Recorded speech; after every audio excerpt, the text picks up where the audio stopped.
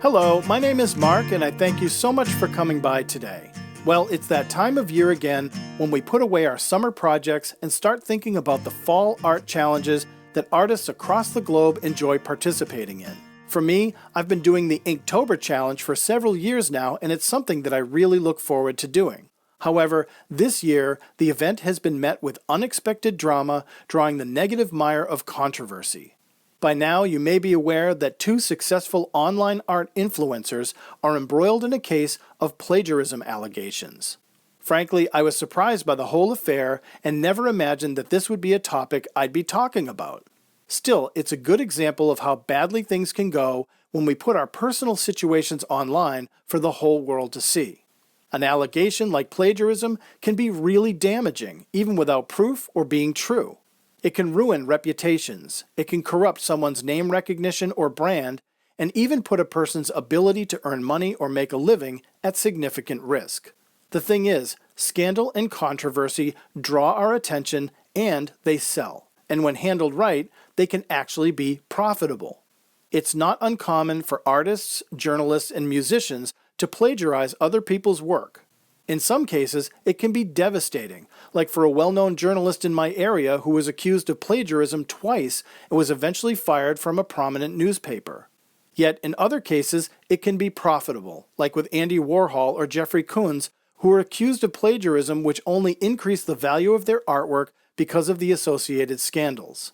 And even though the Beatles were sued multiple times for plagiarism, which cost them millions, it was nothing compared to the money they made through the sale of the songs they were accused of ripping off. A few years ago, a young online influencer accused another of stealing their content. A spectacle of drama played out on social media, and thousands of followers were lured into the controversy, with everyone choosing sides. Well, it turned out it was just a stunt devised by both influencers to boost views, collect subscribers, and become more attractive to potential sponsors. This current plagiarism controversy has shaken the online art community, and it was all anyone's talked about for weeks. And while I hear a lot of speculation and people defending one artist over the other, I'm not hearing the voice of reason from many people explaining why this kind of drama is just bad business for everybody. And that's why I wanted to talk about this today and present 10 reasons to avoid online drama and controversy. Because in the times we live in right now, we need mature leaders in the art community, positive support and guidance, and we need discussions that motivate people to develop and explore their creativity, not weigh it down under the stress and anxiety of personal dramatic situations. So, for me, when I see something like this current situation pop up online, or even in my work environment or my neighborhood, the first thing I remind myself is, number one, it's none of my business. When I learned about this current situation, people were tossing judgments, opinions, and speculation like rings at a carnival ring toss. I get why people were upset, but I didn't understand why they were investing so much emotion and reaction into someone else's situation. After all, this was someone else's legal brouhaha, and it had nothing to do with me whatsoever. So, for me, I realized that there was more at stake than I initially recognized. The influencer accused of plagiarism was also the creator of one of the biggest online drawing challenges of our contemporary social media art community. As thousands of people were becoming somewhat consumed by this controversy, my first reaction was, it's none of my business and I should just stay out of it. So, while I support this online drawing challenge, I found some people began reacting to me and asking, how can you do this challenge knowing what you know? Well, my choice was to rationally acknowledge those questions and simply explain that the situation has nothing to do with me, and that this is a challenge that I take on for myself on my terms and has nothing to do with the people involved in the controversy.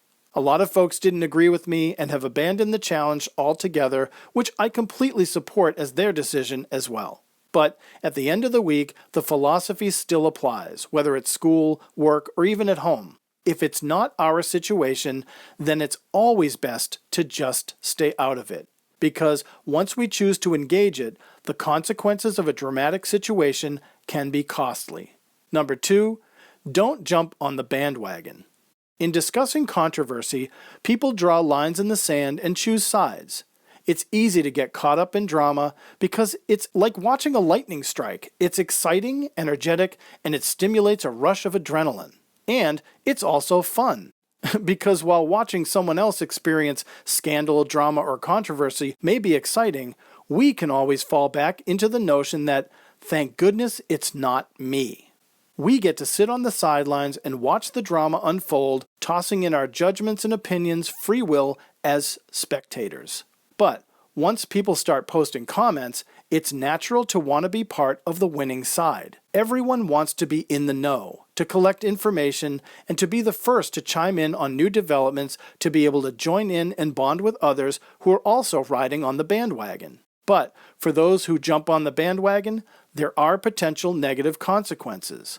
Overposting or being too dramatic or offensive with our judgments can get us kicked right off the bandwagon. If we don't pay close enough attention, we can actually just fall off the bandwagon. And once the dust settles from a controversy, those who were involved may remember or recognize the people who said things and then call them out, placing a whole new drama right into their laps. Number 3, stick to the facts, dismiss opinions. I always taught my students that when looking at a piece of art, it's nice to stick to the facts that we know about the piece and try to dismiss our initial impressions or opinions that we had when we first looked at it. Removing what we think, believe, or feel from a piece can actually help us understand and eventually appreciate the piece, the artist's intent, and what it's communicating overall. Opinions based on emotional interpretations can be challenged and debated. Saying, I think the painting is amazing, or I believe it's about a social issue, or I feel like it's unfinished. We open ourselves up to debate and challenge. The reality is that just because we think it's amazing doesn't actually mean it is. It just means we think it is. When we believe to know something, it doesn't make us correct. It just means we believe to know it is. And just because we feel something doesn't mean everyone else feels the same way. It just means that's how we feel. It's the same with opinions. Just because we express something as being true doesn't make it true. The point is that this can be applied to a dramatic controversy as well. By sticking to the facts, not opinions, we argue our case based on truth which cannot be disputed. However, by sticking to our opinions, we argue our case based on our thoughts, beliefs, and feelings, which can always be challenged and debated. In a legal courtroom, a judge is not going to be interested if we think a person committed a crime. They'll only be interested if there's video footage or other evidence to prove that the person actually committed that crime. Number 4, promote the positive. A lot of folks are jumping right to a negative position regarding this current controversy, debasing the person they believe who committed the alleged injustice. Instead of jumping on the bandwagon and slamming that person's name, it's arguably better to promote a positive perspective, even if the facts are concrete, and condemn that person. Promoting the positive is not only healthy for our own well-being, but the contagious effect on others is powerful as well. Often, people drawn in by a person promoting a negative outlook can be rationally swayed into seeing a more positive perspective based solely on another person promoting a brighter point of view. And not for nothing, leveraging a positive outlook actually makes us feel better, more upbeat, and engages our creative spirit. Number 5, restrain our social media self. Social media is rampant with controversy from music, sports, fashion, to influencers. Comments we disagree with can get us pumped up and ready to throw down our 2 cents about a situation. But we're all aware of how easily comments can be taken out of context and blown completely out of proportion, which can be humiliating in front of a large audience of friends and family. I mean, how many times a month do we hear about an athlete, a politician, or a musician posting an offensive or inappropriate tweet only to backtrack and apologize later? Years ago, a professional's career would be ruined for saying something offensive, but now it merely takes an apology and a lot of money to make it go away very quickly. And this happens within our own social media circles as well. A friend of mine commented about the police recently, which drew a lot of negative attention from other friends. The controversy began and angry comments flooded the post. I just shook my head and wondered why they didn't know the post would draw that kind of reaction in the first place. For me, the best thing to do is avoid the controversy and restrain myself on social media. When I get the impulse to comment, I try to think before I post anything. Now, if you're not familiar, THINK is actually the social media etiquette acronym. THINK means T, is my post true? H, is my post helpful? I, is it inspiring? N, is it necessary? And K, is it kind or is it mean-spirited? To think before we post. From all the videos I've seen about this current controversy, it's clear that many people have no desire to restrain their opinions on how they feel, as there have been a lot of scathing comments being made out there. For me, I thought addressing it in a video this way was a mature, appropriate response that talks about it in a larger, broader context. Unnecessary comments and remarks only seem to fuel the controversy further. Number 6, remain calm. We are all quick to react when there's controversy or someone expresses a strong opinion online. A post like, "Watercolors are the worst," will often reveal a response like, "You're an idiot, watercolors are awesome." So, while one person was simply poorly expressing their frustration in trying to learn watercolors, another person chose to flame them by calling them an idiot and dismiss their comment with their own belief. Instead of asking, "What makes you say that watercolors are the worst?" that opportunity for dialogue was lost in favor of a cheap insult and a chance to feel like the big winner. Insults are designed to get a reaction, and strangely enough, there's a lot of people out there who revel in provoking others into reaction. When I receive a criticism, I try to engage the person for a rational discussion. But when it's obvious someone is just being churlish and insulting, I'll simply delete the comment or ignore it and just move along. I have no interest in engaging it. It's funny to me, but it took a long time to realize that when someone is trying to bait, provoke, or antagonize me into a reaction, the best thing for me to do is to literally remain calm and ignore them. Because once they realize they can't get under your skin, they usually just go away. Number 7, maintain our personal values. A situation like the current controversy is unfortunate. As spectators, we are lured in and now observe intensely to take in the information, form our own opinions and judgments, and then, if we choose, pick sides. If we're fortunate, we can maintain our personal values throughout it, not getting caught up in the social drama. Remembering that we're good, honest people who have more of an interest in our own creative exploration than being mere cheerleaders and spectators to someone else's drama show. For me, it's unacceptable to get caught up in someone else's lies, twisted truths, flip-flopping beliefs to suit the situation, baiting or taunting others, or to allow myself to get upset over something that is, again, none of my business. Maintaining personal values and knowing there's always a positive, nurturing response to something negative and hurtful. If I have to engage a provocative personality, I try very hard to view them as a child who is in need of nurturing, to diffuse their negativity until I can move away from it. And that goes right into number 8, keeping to the high road.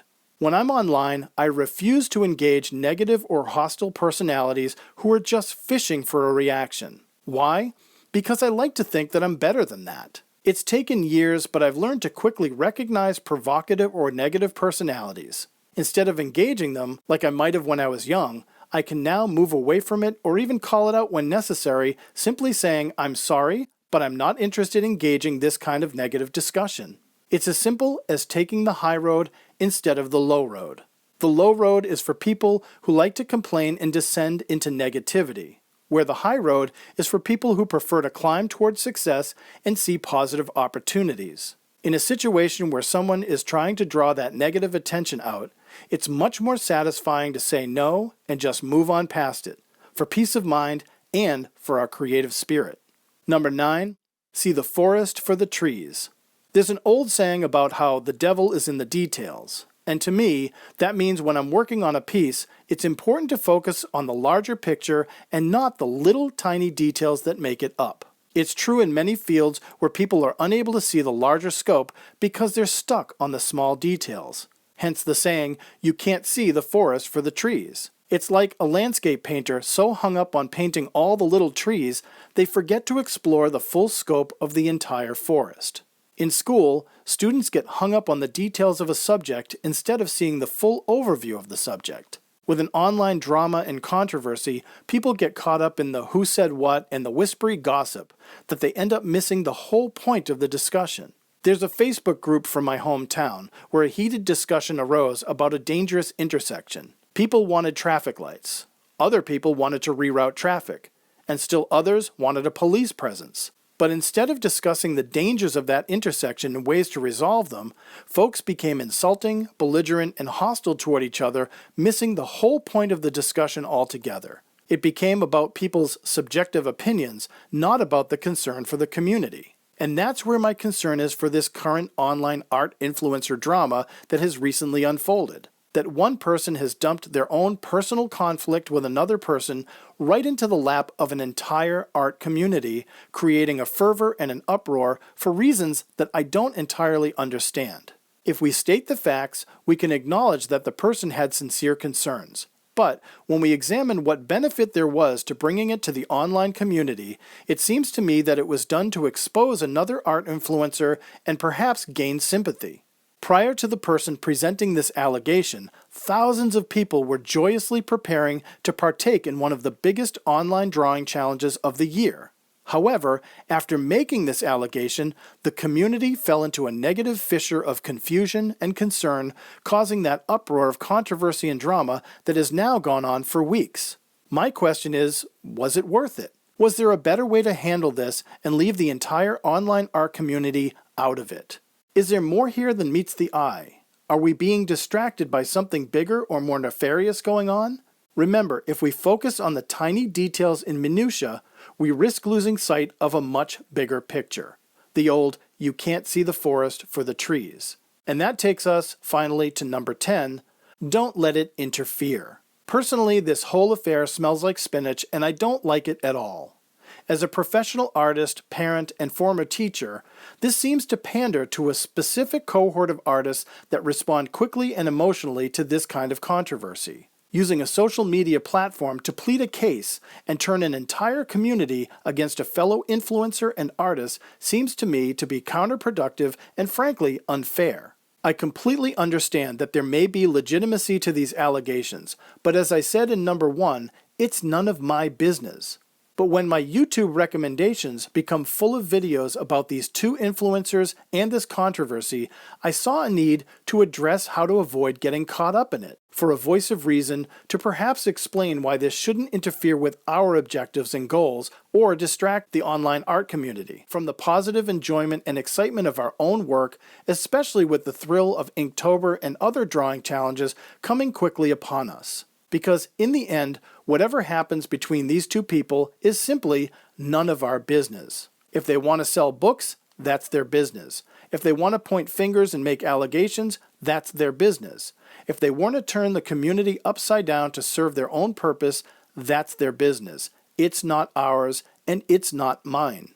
I'm all about discussing plagiarism, protecting our work, copywriting our work, and how to handle it with site administrators, moderators, agencies, or even lawyers when someone does abscond with our work. I've had plenty of experience in courtrooms fighting for copyright infringement, broken contracts, and the illegal use of my own work.